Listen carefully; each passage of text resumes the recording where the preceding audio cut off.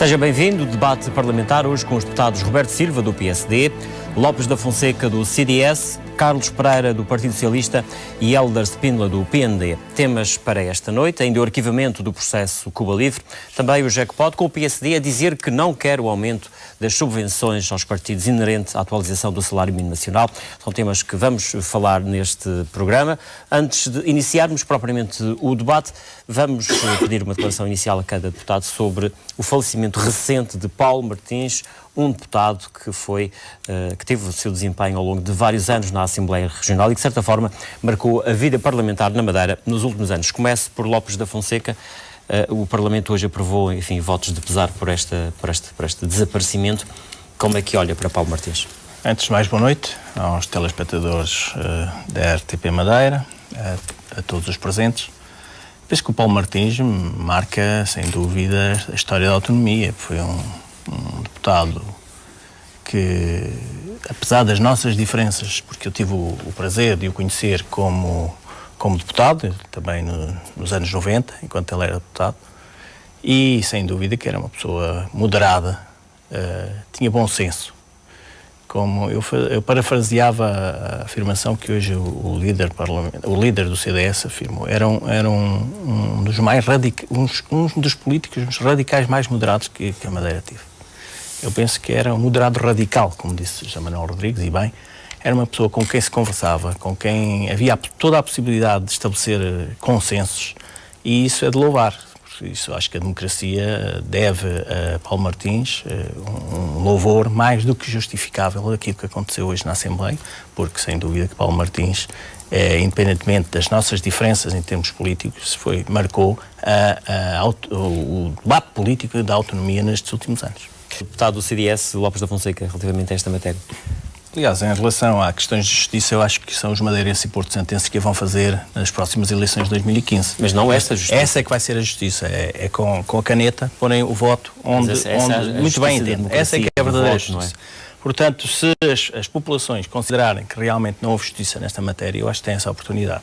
Mas em relação a estes factos, porque há aqui factos que estão consagrados no despacho, muito claros, e há um deles que é claríssimo. Como é que se pode ocultar do órgão que deve controlar um governo, que é a Assembleia Legislativa Regional, como é que se pode ocultar da Assembleia Legislativa estes factos? E, aliás, diz aqui na página 62 do despacho, ocultaram das instâncias de controle. Ocultaram. Portanto, isto é óbvio, que ocultaram.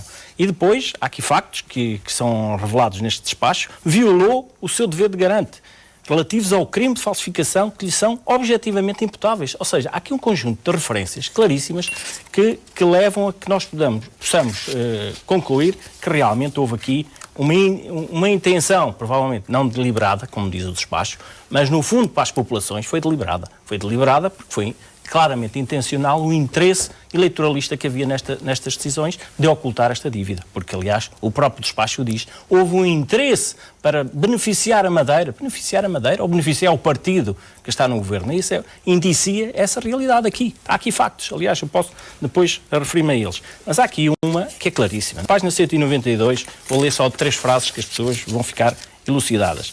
É óbvio que a atuação dos arguidos é censurável, sendo suscetível de responsabilização, designadamente no âmbito do direito administrativo e em sede de responsabilidade financeira, tendo já, isto é importante, neste último âmbito, sido processados pela entidade competente. Significa que isto não acabou aqui. Há outra entidade que agora vai seguir o processo. E provavelmente, deve ser o Tribunal de Contas aí, não é? Provavelmente. Agora, há aqui, sem dúvida, uma realidade. Houve, pelos factos que estão neste despacho, houve claramente uma ocultação de uma dívida. E o próprio Alberto João Jardim, Presidente do Governo, assumiu que ocultou a dívida para o interesse da região, para o interesse do Governo para fazer as obras. Agora, o que nós não aceitamos é que se tente branquear esta ocultação com uma afirmação, que aliás eu passo aqui a ler, a Madeira não escondeu dívida. A Madeira não escondeu dívida. Isto é um branqueamento. esta manchete do Jornal da Madeira é um branqueamento daquilo que está no despacho. Não tem nada a ver com o que está no despacho. Como é que se pode dizer que a Madeira... Mas é a leitura que se pode fazer... Não. Quando eu digo que é uma leitura... Isto é o branquear. Quando eu digo que é a leitura que se pode fazer, leitura jornalística, eventualmente... Jornalística, mas é real. Que é a leitura do seguinte, é que houve uma acusação contra os membros do governo por esconderem dívida. E o Ministério Público vai dizer que não há crime. Não os vai criminalizar, mas a dívida existe.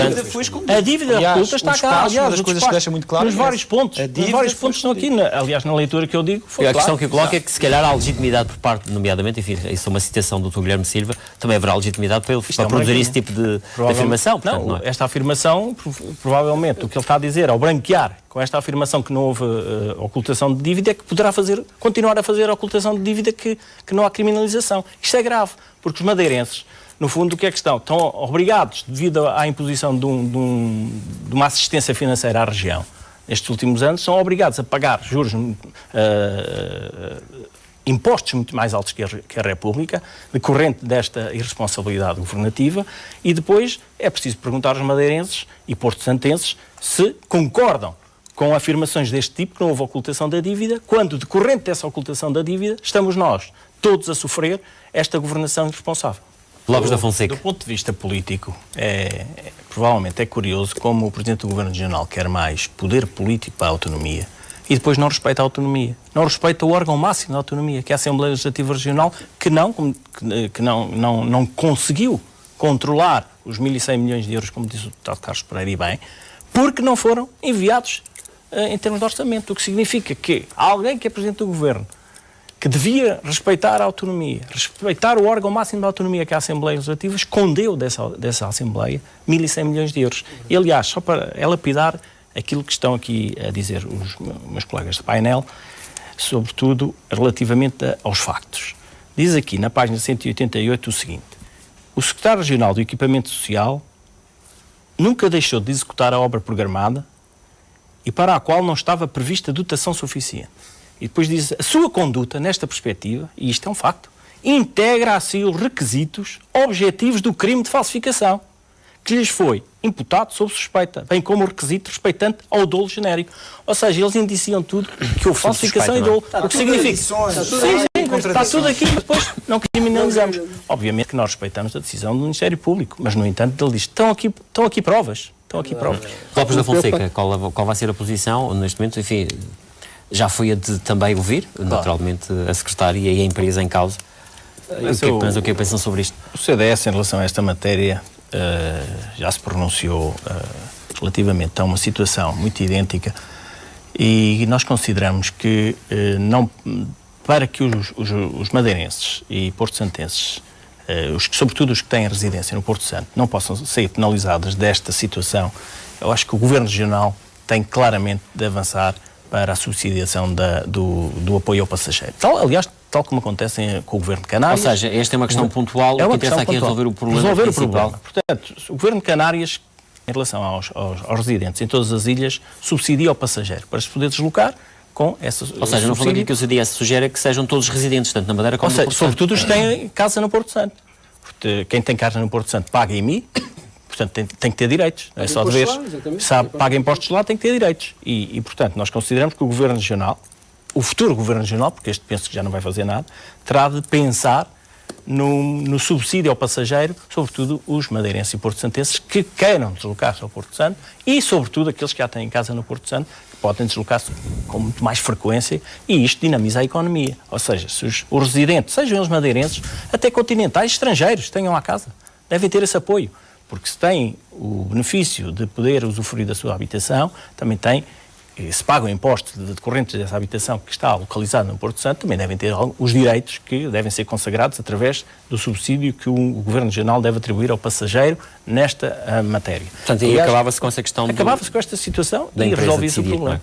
Lopes da Fonseca, o CDS, enfim, já apresentou várias propostas. Tem uma, agora vai ser discutida em breve. Exatamente, mas que agora esbarra também nesta questão concreta, que se colocou relativamente à atualização do salário mínimo. Esta resolução do PSD é apenas deitar areia para os olhos dos madeirenses e porto-santenses, porque as pessoas, se não sabem, ficam a saber. Uma resolução não revoga um decreto legislativo regional.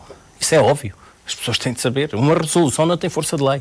Um decreto legislativo regional mesmo que a resolução seja aprovada, a resolução é aprovada, mas não tem efeito nenhum. Não tem efeito. Não tem, porque o decreto legislativo regional... na prática, portanto, na prática não tem efeito nenhum. A Assembleia vai aumentar ainda a sua transferência. O decreto legislativo regional, que foi aprovado pelo Governo Regional do aumento do salário mínimo, acaba por se aplicar à lei orgânica, que é essa, é que tem força de lei, não é uma resolução. Portanto, isto o que é que acontece? O CDS apresentou, e já aqui noutro programa o referi, um projeto de decreto legislativo regional para a redução da subvenção em 50%.